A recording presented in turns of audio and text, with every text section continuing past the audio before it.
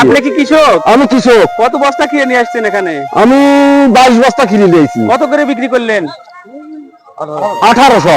1800 টাকা। তো এই বছরে ব্যবসা কিরকম করলেন তাই বলেন? আল্লাহ মোটামুটি ভালোই করাইছি। বিঘায় কত মন খিরা উঠছে? বিঘে তাও তো প্রায় 200 মন।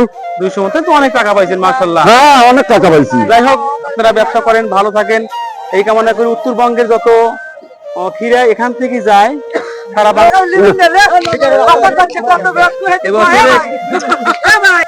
এবং ক্রেতা বিক্রেতা সবাই। ভাইজান, এখানে ক্ষীরার আড়তে আপনাদের ব্যবসা কেমন হচ্ছে তাই বলেন? আমাদের ব্যবসা আলহামদুলিল্লাহ ভালোই হচ্ছে।